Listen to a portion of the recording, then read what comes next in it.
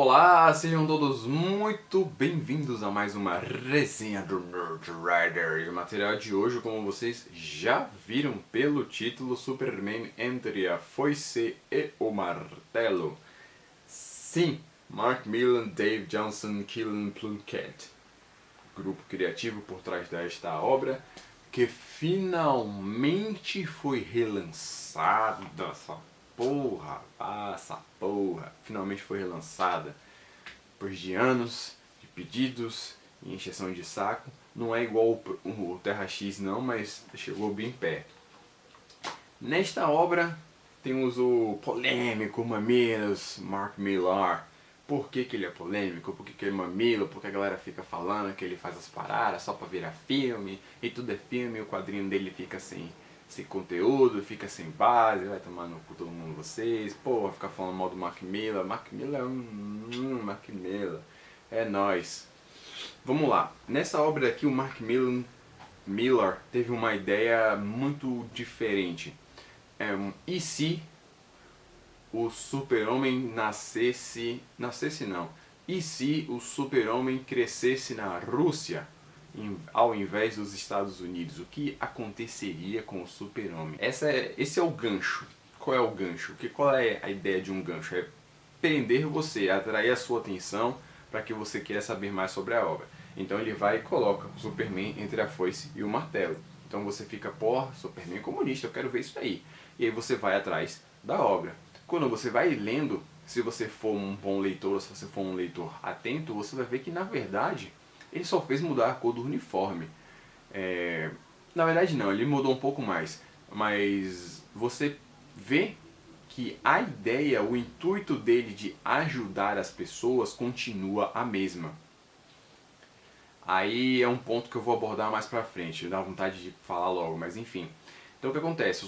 A navezinha do Super-Homem, em vez de cair lá no Kansas, lá no Smallville, onde cai os Kents acharam ele, na verdade ele cai em uma fazenda comunitária, quem acha uma outra família, e ele é criado de uma maneira supostamente diferente. E aí, por causa disso, ele se torna um herói que, em vez de ser o símbolo da nação americana, ele na verdade é o símbolo da nação russa, né, do comunismo. E aí você vê ele sendo criado pelo Stalin e como isso transformou o Super-Homem. Em contraponto, a gente tem o herói americano, que seria o Lex Luthor, fazendo oposição a ele. Não só fazendo oposição na questão ideológica, mas também, como é que eu posso colocar? Em termos roteirísticos, ele é o antagonista ao mesmo tempo que, dependendo da visão que você tem, ele vai ser o protagonista da história. Então é muito interessante essa troca do paradigma do Super-Homem e do Lex Luthor, da forma como eles são vistos, eu achei muito interessante. Esse é um dos primeiros pontos do roteiro para mim que lhe agrada muito. Como você pega um personagem e você troca o que as pessoas conhecem dele ou o que elas esperam. Mas ao mesmo tempo, ele não se torna uma coisa estranha, ele não se torna uma coisa diferente, ele continua sendo aquela mesma coisa que você já está acostumado a ver, você já está acostumado a ler. Tem algumas coisas diferentes, mas você vê que bem lá no fundo ainda é o mesmo. E eu acho que nisso que ele conquista ou cativa muitos leitores. Então é isso, a gente vai acompanhando toda a trajetória dele. Não só dele, como todos os personagens que fazem parte da mitologia da DC, mas focado obviamente no mundo do Super-Homem. Então a gente vê a Lois Lane, como ela se comporta aqui, a gente vê o Jimmy Olsen também, como ele se comporta aqui, o Perry, a gente vê o Batman, a Mulher Maravilha, Lanterna Verde, o John, não lembro, acho que não. Mas a gente vê esses personagens assim que giram em torno da mitologia da DC e do Super-Homem e como eles são diferentes aqui na versão. Em alguns aspectos eles continuam sendo quem eles são, eles continuam tendo a mesma crença, não a mesma crença, eles continuam tendo a mesma intensidade na crença que eles têm, só que a crença deles é diferente, só que é parecido. E aí é que está o grande lance do Mark Millar, que eu já vou entrar aqui agora. Ele traz a pergunta, na verdade ele não traz a pergunta, ele traz mais uma maneira de mostrar ou de induzir a gente àquela velha reflexão se o homem é produto do meio, né? O homem realmente é produto do meio ou não? Ao mesmo tempo que ele indica para você que o homem é produto do meio, ele mostra que ele também não é. Ou ele pelo menos quer mostrar que ele não é, porque o cerne do super-homem é ser uma pessoa boa. Nos Estados Unidos ele era uma pessoa boa, na Rússia ele também era uma pessoa boa. Então mudou a índole dele? Digamos que não.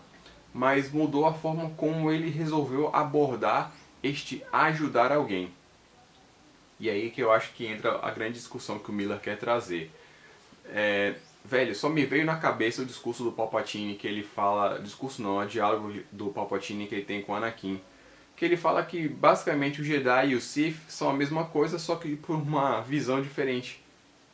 É a mesma coisa, todos os dois se relacionam com a força.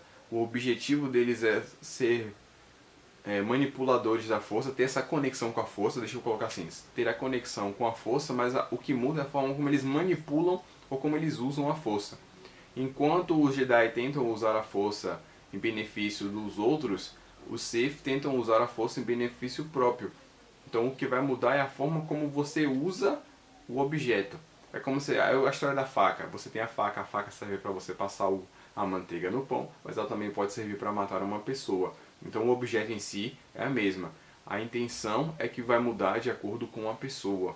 E eu acho que esse tema daqui, isso tudo obviamente bem superficialmente, que daria para a gente se aprofundar muito mais nisso. Mas esse daqui basicamente é o que eu sinto que é o tema do Mark Miller. E aí com relação à arte, eu acho que é uma arte que combina demais com todo o tom da história. Não vou dizer que é uma arte que me agrada, que eu acho linda, maravilhosa, ela não é. Pelo menos pra mim, é pro meu gosto, pra mim é questão de estética, né? Da minha noção de estética e o meu tipo de gosto. Mas ela é muito bem feita, ela é muito bem executada e ela combina demais com o tom da história. Porque tem um detalhe sobre a história que você só percebe ela quando você termina. Que toda a história tem um tom de diário, sabe? É como se fosse o Super-Homem contando o diário dele, como se fossem as memórias dele. E isso tudo só faz sentido quando você chega ao final da história. Que aí você vê como que o Mark Miller faz. Eu achei um pouco sacanagem o final que ele deu, mas achei interessante ao mesmo tempo. Ele deixa uma obra aberta e ao mesmo tempo ele fecha ela de uma maneira bem hermética que você não consegue ter qualquer coisa fora daquilo. Não vou entrar em detalhes porque seria spoiler.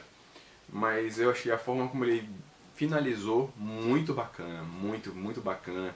Não esperava, sinceramente. Eu esperava que ele fosse terminar em um determinado momento, em um determinado jeito, mas ele leva um pouco a mais, que é para dar um outro tom à história. Talvez algumas pessoas achem isso desnecessário.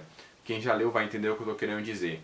Ele podia ter terminado um pouquinho antes, parava ali, pronto, fechou, e aí deixava a imaginação da galera continuar o resto. Contudo, ele fez uma coisa que eu gosto muito, que é dar um fim ao ciclo. Pra mim, isso aí ele já me conquistou, porque eu gosto disso. Mas isso aí também é questão de gosto, tá certo?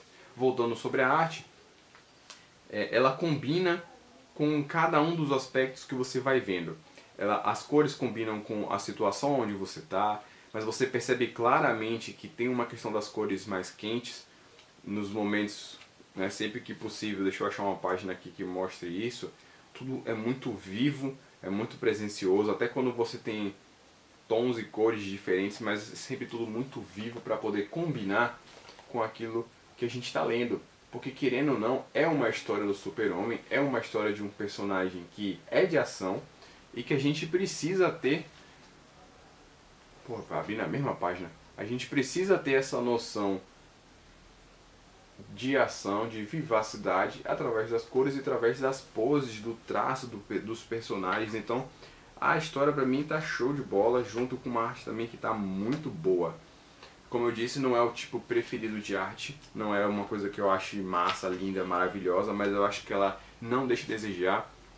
Ela é bem feita, ela é bem finalizada e ela tá muito bem colorida. Então é uma obra que realmente merece o destaque que ela tem, tá certo? Então é isso. Now it's your time to shine. Você vai me dizer aí o que você achou. Você também concorda comigo com a questão de ele trazer a pergunta que o homem é produto do meio ou não, que depende, que não é bem assim, coisas do tipo. O que você acha? Estou ansioso para ver os comentários de vocês. It's your time to shine. Não deixe de deixar o seu comentário. Não deixe de deixar seu comentário. Não deixe de deixar seu comentário. Até o próximo Nerd Rider. Aquele beijo, um queijo para vocês.